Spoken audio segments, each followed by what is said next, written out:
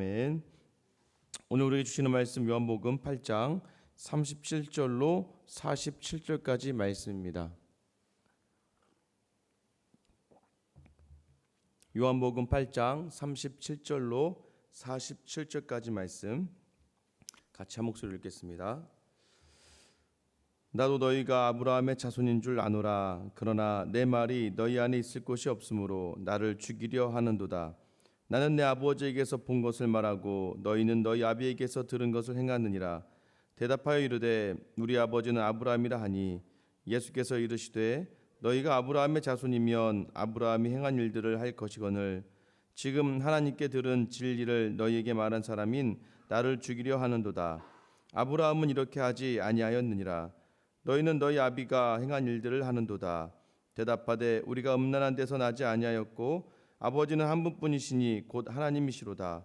예수께서 이르시되 하나님이 너희 아버지였으면 너희가 나를 사랑하였으리니 이는 내가 하나님께로부터 나와서 왔음이라.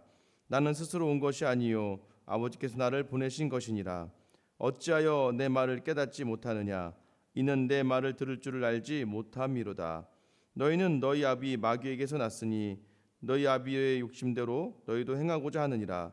그는 처음부터 살인한 자요 진리가 그 속에 없으므로 진리에 서지 못하고 거짓을 말할 때마다 제 것을 말하느니 이는 그가 거짓말쟁이요 거짓의 아비가 되었음이라.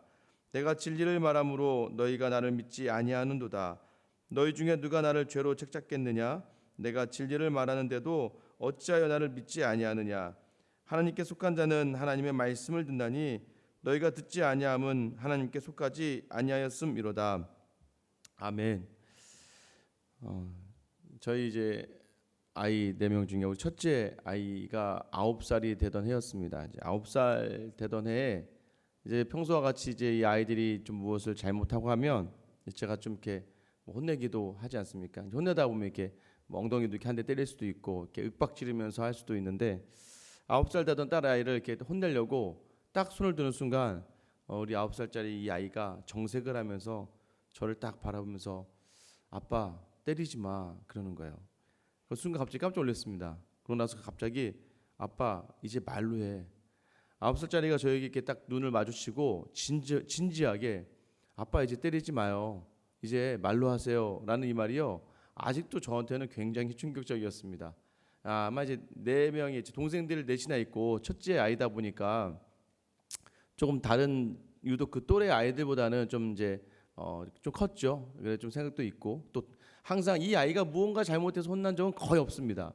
첫째 아이가 뭔가 잘못해서 엄마 아빠의 혼나기보다는 항상 둘째나 셋째와의 어떤 다투거나 이제 또는 이제 뭐 도와주려다가 안 되거나 또는 이런 관계 속에서 일어나는 문제로 혼나는 것이지 이 아이 자체만으로는 문제가 되지 않기 때문에 그 다음부터는 조금 이제 그 다음부터는 이 아이를 이제 혼낼 때 때릴 수가 없는 거예요. 그냥 말로. 근데 여지까지 지금도 이제 뭐 올해 이제 13살이 됐지만 말로 하는 데 있어서 전혀 문제가 되지 않습니다. 그러니까 아빠가 좀 이랬으면 좋겠어라고 하거나 또는 이제 톤을 높이거나 하면 이제 그 말을 듣고 또 본인이 순종하거나 때로는 서운하면 거기에 대한 반응을 좀 하기도 하죠. 이것이 이제 굉장히 이제 인격적인 교제이죠. 아빠와 이제 딸 간의 관계 속에선 서로 간에 좀 편안하게 말로 이야기하고 말을 듣고 우리가 이제 인격적으로 관계를 맺는다라고 하는 것이 상대방을 존중하고 상대방을 통해서 내 의사를 전달하고 그 의사를 통해서 그 상대방이 그대로 행할 줄을 알아가는 것이죠. 오늘 이제 본문에 이제 유대인들이 자신이 아브라함의 자손이다라고 이야기하는데요. 어떻게 보면 저도 그런 맥락 속에서 저는 이제 아버지 어머니가 뭐 지금은 두 분 다 목사님이시지만 제가 이제 어렸을 때는 장로님이셨고 권사님이셨고 또 저희 아버님 또한 열심히 특심이셨고 어머님 또한 뭐 열심히 특심이셨고 제가 정말 어머니 손 붙잡고 안 가본 기도원이 없을 정도로 여러 기도원을 다녔습니다. 또 그게 또 경험이 있다고 중고등부 학생회 때마다 제가 별명이 또 산기도 대장입니다. 중학생 때부터 수련회만 갔다 하면 저희 동기 애들 다 끌고 산으로 올라가가지고는 산에서 매번 산기도를 하다가 꼭 한 명 정도 쓰러져야 내려왔습니다. 뭐 50m씩 떨어져서 이렇게 세워놓고 기도하기도 하고요. 그러니까 뭔가 그렇게 해야 뭔가 특별한 체험이 있을 것 같고, 뭐 부르짖는 거 하나는 뭐 기도회 한번 시작했다 하면 정말 기도회, 제가 한 고등학교 때부터 이제 그 학생회 한 130명 되는 학생회 그 기도회 인도를 했거든요. 기도회를 인도해도 한 뭐 2시간 3시간은 뭐 기본 뭐 끄떡없이 계속 기도회하고 뭐 다 기도회가 맞춰지고 나면, 그러니까 항상 지금 이제 아마 여러분들이 보시면 알겠지만 제가 목이 잘 쉬지 않아요.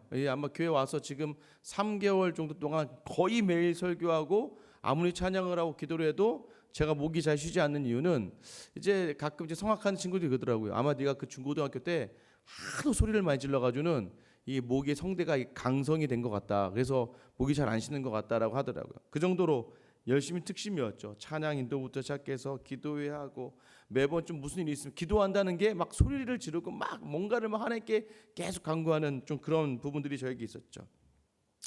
그런데요, 저는 제가 아직도 기억하는데, 제가 언제 정말 우리 주님이랑 정말 따뜻하게 시간을 보냈냐 하면은, 그렇게 제가 부르짖고 소리 지르고 막 몸을 구르고 떼굴떼굴하고 했을 때, 그때라기보다는요, 도서실 안에 앉아서 조용히 말씀을 이렇게 읽고 있는데요, 말씀을 읽는 중에 제 안에 뜨거움이 가득하고, 말씀을 읽는 중에 제 눈에 눈물이 계속 뚝뚝뚝 떨어지는 그 알지 못하는, 이성적으로는 내가 지금 왜 울지, 내가 왜 울지는 모르겠는데 말씀을 읽는 중에 계속 눈물이 떨어지는 거예요.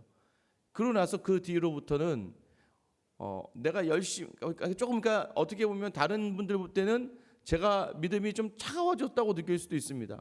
왜냐하면 조용히 말씀을 묵상하는 그 순간에 하나님과의 교제함에, 그러니까 큐티, 콰이어 타임이라고 하죠. 큐티를 하면서 하나님과 교제하면서 그 말씀 안에 주시는 하나님의 그 놀라운 그 꿀과 같은 말씀들, 이 말씀을 묵상할 때마다 너무 좋고, 또 하루가 힘들고 어렵지만 그 말씀들을 삶 가운데서 행하고자 했을 때, 그 이제 아침마다 제가 이제 큐티를 올리지 않습니까? 새벽마다 큐티를 올리고 그 잠자는 날 그 큐티를 다시 보면서 내가 이런 결단을 했을까 못했을까, 하나님 주신 말씀을 가지고 해내었을 때는 참 감사가 있고 만족이 있고, 그러나 못했을 때도 그렇다고 크게 뭐 낙심하거나 실망하지 않습니다. 여전히 내가 죄인이구나, 여전히 나는 어쩔 수 없는 사람이구나라는 것을 인정하면서 하나님께 은혜를 구하는 것이죠. 오늘 본문에 등장할 때 37절 시작하면서 예수님께서 이 유대인들에게 이렇게 얘기합니다. 너희는 아브라함의 자손인 줄 내가 안다. 그런데 너희 안에 내 말이 없으니까 너희가 나를 죽이려 하는구나 라고 이야기하죠. 39절로 넘어가면요, 이 사람들이 이렇게 얘기해. 대답하여 이르되 우리 아버지는 아브라함이라 하니, 이렇게 또 얘기하죠. 우리 아버지가 아브라함이다 라고 이야기합니다. 왜냐하면 예수님이 나는 내 아버지가 나에게 본 것을 말하고 너희는 너희 아버지에게 들은 것을 말한다 라고 이야기하니까, 우리 아버지는 아브라함인데요 라고 하면서 다시 한번 자신의 정체성, 우리는 아브라함의 자손이에요 라고 이야기하면서 믿음의 조상 아브라함의 후손으로 하나님이 그 나라를 허락해 주신 거니까 우리는 아브라함의 자손입니다 라고 이야기하는 거죠. 그래서 예수님 39절에서 예수께서 이르시되 너희가 아브라함의 자손이면 아브라함이 행한 일들을 해야 되지 않겠냐 이거죠. 근데 40절에 보면 너희는 왜 아브라함이 한 것처럼 하지 않느냐라는 거예요. 그러니까 아브라함이 어떤 일을 했습니까? 창세기 18장에 보면 아브라함이 하나님과 하나님 천사들이 그곳을 지날 때 아브라함이 뛰어나와서 그 하나님과 하나님의 천사들을 집으로 모시고 와서 영접하고 귀하게 대접하고 그분의 말씀을 듣고 그분에게서 자신의 뜻을 구하는, 어떤 하나님을 영접하고 하나님을 대접하는 그런 온전한 그 모습이 있었는데, 너희는 너희 아버지가 아브라함이라고 하면서 왜 아브라함과 같이 하지 않느냐, 오히려 너희가 나를 죽이려고 하는구나라고 말씀하는 거죠. 그래서 예수님이 그들에게 이제 두 가지로 갈린 거예요. 나의 아버지가 너희 아버지와 다르구나. 나는 나의 아버지의 일을 해가고 너희는 너희 아버지를 행하는구나. 근데 결국은 사실은 어떻게 보면 41절 말씀 42절 말씀인데요, 너희는 너희 아비가 행한 일들을 하는도다. 대답하되 우리가 음란한 데서 나지 아니하였고 아버지는 한 분이시니 곧 하나님이시로다. 아버지는 한 분이시고 하나님이시다. 42절 예수께서 이르시되 하나님이 너희 아버지였으면 너희가 나를 사랑하였으리니 이는 내가 하나님께로부터 나와서 왔습니다. 나는 스스로 온 것이 아니요 아버지께서 나를 보내신 것이니라. 아버지는 한 분이고 하나님이신데, 하나님이시고 또 너희도 아브라함의 자손이라면서 하나님이 아버지라고 이야기하는 그런 족속인데, 너희가 하나님을 아버지라고 부르고 하나님을 사랑하였더라면 어떻게 너희가 나를 이렇게 대할 수 있느냐라고 이야기하는 거예요. 이 말의 의미는 무엇입니까? 근원으로 올라가서 보면 결국은 아브라함을 부르신 분도 하나님이시고, 아브라함의 그 위로 올라가서 아담을 지으신 분도 하나님이시면, 결국은 우리 아버지가 하나님이신데, 너희 아버지가 하나님이시라고 너희가 한 분이라고, 하나님이 한 분이라고 인정하는 삶을 살아간다면 어떻게 하나님의 아들인 나를 너희가 몰라보고 나한테 이렇게 대할 수 있겠느냐라는 거예요. 너희가 나를 알아보지 못하는 것, 너희가 나를 이렇게 대하는 것을 뭐라고 이야기합니까? 44절 말씀인데요, 같이 한번 읽어볼까요? 44절입니다. 너희는 너희 아비 마귀에게서 났으니 너희 아비의 욕심대로 너희도 행하고자 하느니라. 그는 처음부터 살인한 자요, 진리가 그 속에 없으므로 진리에 서지 못하고 거짓을 말할 때마다 제 것으로 말하나니 이는 그가 거짓말쟁이요 거짓 아비가 되었습니다. 내가 보니까 너희 아비가 마귀다라고 하는 거예요. 참 그때 사람들이 들었으면 정말 충격을 받을 말입니다. 뭐 독사의 자식 이런 거죠. 뭐 이 마귀 사탄의 자식아. 이게 지금요, 그 당시 유대 지도자들, 그 당시 뭐 종교 지도자들에게 향하고 있습니까? 아니에요. 여러분 8장 시작할 때 보시면요, 예수님 누구에게 하고 있어요? 믿는 자들에게 하고 있어요. 믿는 자들, 예수를 믿는 자들에게 하고 있다는 거예요. 예수를 믿기로는 했지만, 예수님을 믿고 믿음 안에 있기로 했는데, 그 예수님이 하신 말씀을 들으니까 그 말씀을 받기가 너무 어려운 거예요. 그 말씀을 내 안에서 담아내기가 너무 어려운 거예요. 왜 어렵냐라는 걸 예수님은 적나라하게 얘기해 주시는 거예요. 왜냐하면 너희가 사단에 속한 자이기 때문이다. 너희가 마귀에 속한 자이기 때문이다. 너희가 죄의 종이기 때문이다. 이 말은 무엇입니까? 아담과 하와의 죄로 인하여 우리 육체 가운데 원죄가 전가되었습니다. 무슨 말이냐면요, 태어나면서부터 우리 안에 죄성이 있게 될 수밖에 없었다는 거예요. 누구의 죄로 말미암아요? 아담의 죄로 말미암아 우리가 다 그 죄 아래 거하는. 그래서 이 육체는요, 그게 표징이 되는 거예요. 육체는요, 우리가 죄 안에 거하고 있다는 그런 사인이 됩니다. 무엇입니까? 여러분의 육체는 좋은 것만 하려고 하잖아요. 맛있는 것만 먹으려고 하고, 이 육체는 편안함만 누리려고 하고, 이 육체는 자기 만족만 누리려고 하는, 이게 무엇입니까? 육체대로 육신을 따라가기 시작하면 하나님을 대적해요. 내 육체의 원함대로만 가고자 하면 하나님이 원하지 않는 일들을 행하게 됩니다. 그렇기 때문에 우리는 자연스럽게 이 육체 안에 있기 때문에 아무리 우리 안에 성령이 오신다 할지라도 이 육체의 소욕과 성령의 소욕이 매번 싸울 수밖에 없습니다. 여러분, 저도 예전에 이제 어떤 목사님 설교 들으면서 제가 딱 이게 왔던 건데, 그러면 육체의 소욕을 이기기 위해서는 어떻게 해야 됩니까? 육체의 소욕은 정말 맹수와도 같잖아요. 근데 성령의 소욕은 어떻게 됩니까? 성령의 소욕은 뭐 토끼와 순결하잖아요. 이 두 개 싸우면 누가 당연히 이깁니까? 육체의 소욕이 이기죠. 제가 여러분에게 기도를 이렇게 암만 많이 하는 거하고요, 딱 하나 허락해 준, 제가 우스갯소리로 그냥 여러분에게, 뭐 지금은 안 되겠지만 전 세계 365일 여행권이 주어졌다. 가는 곳마다 호텔 다 프리패스고 어디든 그냥 마음껏 모을 수 있는 1년 동안 모든 항공기 다 무료고, 그게 딱 한 장이 나온 겁니다. 1년 동안을 전 세계 어디를 갈 수 있는 항공권과 어느 호텔에서도 모을 수 있고 어느 식당에 가서도 밥을 먹을 수 있는 그 선물이 여러분이 주었다고 생각해 보세요. 여러분, 그거 가지고 이제 그게 더 오히려 여러분을 혹하기 이렇게 쉽지, 사실은 뭐 그걸 물리치고 나는 기도할 거야 이렇게 하시는 분 별로 많지 않거든요. 육체의 소욕이 성령의 소욕을 이기기가 굉장히 쉽습니다. 그런데 성령의 소욕이 육체의 소욕을 이기기 위해서 어떻게 해야 됩니까? 오늘 예수님이 말씀하시는 거예요. 뭐냐면 너희가 마귀의 자식이라서 너희는 조금 틈만 나면 이 육체의 소욕이 성령의 소욕을 이겨나가니까, 그럼 어떻게 해야 돼요? 성령의 소욕으로 육체를 감당하려면 오늘 내 말이 너희 안에 거해야 된다고 이야기하는 거예요. 말씀을 묵상하고 말씀을 먹고, 이제 이런 표현을 하는 거죠. 맹수가 있고요, 토끼가 있습니다. 이렇게 얘기하시더라고요, 어떤 목사님께서. 그러면 이 토끼가 이 맹수를 이기려면 어떻게 하면 됩니까? 이 맹수는 굶기고 철저히 굶겨서 힘이 없게 만들고, 이 토끼에게는 계속해서 먹을 것을 계속해 줘서 막 건강하고 막 우렁차고 막 아주 당당하게 만들어 놓는 거예요. 그러면 힘 하나도 없는 이 맹수가 그냥 비리비리해서 누워 있기 때문에 언제 그때는 이 토끼가 이긴다는 거죠. 일어날 힘도 없는 맹수. 그러니까 맹수에게 밥을 주지 말라는 거죠. 근데 그러다가 우리가 문득 딱 한 번, 그죠, 여러분, 육체의 수욕을 참아내다가 딱 한 번 실수할 때가 있어요. 딱 한 번. 오늘 절대 술을 먹지 않을 거야 하고 작정하고 있다가 어느 날 갑자기 술 한 잔을 딱 먹는 순간 어떻게 돼요? 이 맹수가 누워 있다가 입에 조그마한 고기 한 점을 먹고 나면 어떻게 돼요? 눈빛이 변하죠. 눈빛이 변해서 이 토끼는 아무리 커대도 이 맹수가 금방 잡아먹고 말죠. 그러니까 깨어서 있어요. 항상 깨어 있으라고 하는 말의 표현이 바로 이런 표현입니다. 자꾸 육체의 수욕으로 뭔가를 던져주려고 하지 말고 성령의 수욕 안에 담겨져 있을 때 그때서야 계속해서 우리의 모습들이 하나님이 원하는 모습들로 나타낼 수 있다는 것이죠. 왜냐? 우리의 육체는 계속해서 우리는 육체에 속한 이 땅이 세상에 속한 자일 수밖에 없는 한계가 있기 때문입니다. 그러나 하나님이 그런 우리를 하나님의 자녀로 불러주셔서 오늘 그 말이 우리 안에 거할 수 있도록 은혜 주셔서 이 말씀이 너무나 놀랍지 않습니까? 이 말씀이 우리 안에 거할 때마다 우리 말씀을 통해서 놀라운 일들이 계속해서 일어난다는 거예요. 놀라운 일들이.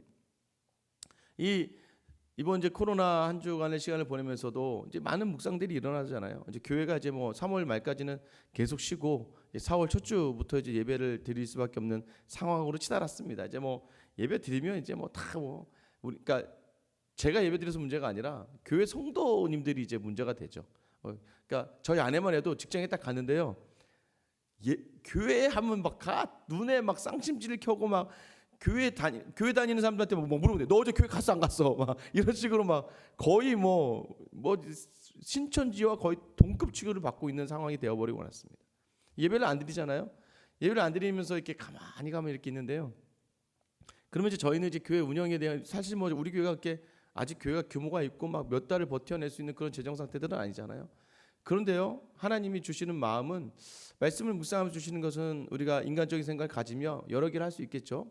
그러나 그 마음 가운데 한번 이제 그래 하나님이 이렇게 부르셨으니까 더 기도하고 더 우리를 돌아보는 시간을 갖자라고 하면서 읽다 보면요, 하나님이 그때마다 하나님의 그 은혜를 주시는 게 무엇이냐면 말씀에 순종하고 말씀 묵상할 때마다요, 이렇게 이번 주도 이렇게 우리 막 집에서 나오지 못하였던 이제 권사님들이 자녀들이 교회 가지 말라고 하니까 지금 가면 큰일 나잖아요. 어르신들은 또 몸이 위험하니까. 이게 여기 뭐 이렇게 혼자 이렇게 문득 이렇게 보니까 혼자 이렇게 문득 와서 기도하고 계시는 거예요. 조용히. 왜냐면 이제 사람 없으니까 조용히 와서 혼자 기도하시고 꼭 가기 전에 저를 이제 부르십니다. 그리고 그동안 모아놨던 헌금을 주시고 가세요. 또 집사님 가정이 있는데요. 아이들 때문에 못 나오니까 어려우니까 힘드니까. 그런데 또 이렇게 보니까 누가 또 왔다 가는 소리가 들려요. 그래서 왔다 갔다 소리가 들려보니까 이제 헌금을 딱 넣고 간 거예요. 그동안 몇 주 동안 모아놨던 헌금. 그 상황이 어려운 가정인데도 불구하고 항상 교회를 생각하는 마음들. 그러니까 제가 그런 하나하나의 말씀을 묵상하고 말씀에 집중하면서 주시는 하나님 특별히 우리 성도님들 통해서 주시는 은혜들이 또 있더라고요. 그러지 않아도 될 텐데 교회를 사랑하는 마음들을 느낄 수 있는 그 마음들. 그러니까 우리가 세상적인 생각들이 할 수 있는 시간이 있습니다. 우리가 믿음이 있다고 하면서도 예수님이 하시는 말씀이 내 마음에 맞지 않을 때가 있어요. 그대로 살아내지 않을 때가 많습니다. 그때는 우리가 하나님께 속한 사람이지 않은 그런 모습을 볼 때가 너무나 많죠. 말씀이 선포되어집니다. 근데 그 말씀을 듣고 싶지 않을 때가 많아요. 왜 그 말씀을 들으면 내 몸의 육체가 힘들어지잖아요. 내가 피곤해지잖아요. 맨날 나만 그렇게 해야 된다는 것처럼 느껴지는 것처럼 느껴지니까 싫은 거죠. 그러나 오늘 말씀이 무엇이라고 말씀하십니까? 하나님에 속한 자는 하나님의 말씀을 듣나니 너희가 듣지 아니함은 하나님께 속하지 아니하였습니다. 우리는 하나님께 속했다고 이야기하잖아요. 우리는 하나님께 속하고 싶지 않아요.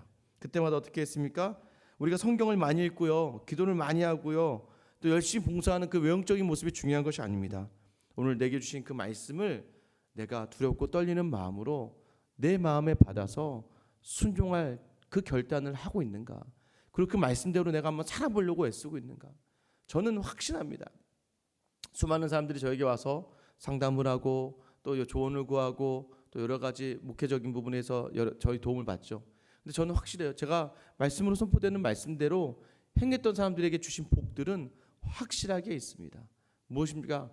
그 말씀이 능력이 있기 때문에, 그 말씀이 힘이 있기 때문에 하나님 반드시 그 말씀 가운데 우리의 삶을 통하여 일을 행하시죠. 그러나 중요한 건 뭐예요? 우리가 가끔 내키지 않는 우리의 마음 때문이에요.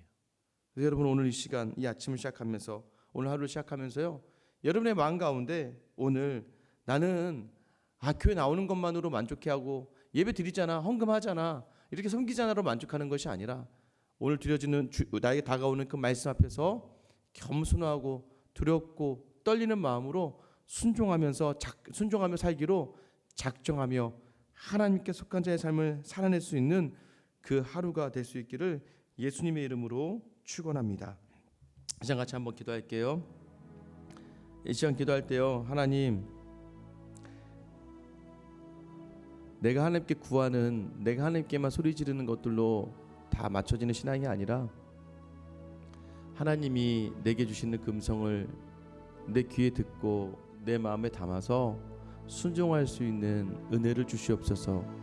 말씀이 내 삶의 귀로 들어오고 끝나는 것이 아니라 말씀이 내 마음을 움직여서 그 말씀대로 순종할 때 주실 하나님의 나라를 마음에 소망하며 확신하며 나아갈 수 있는 그런 시간 되게 해달라고. 여러분에게 온 말씀들이 있었죠.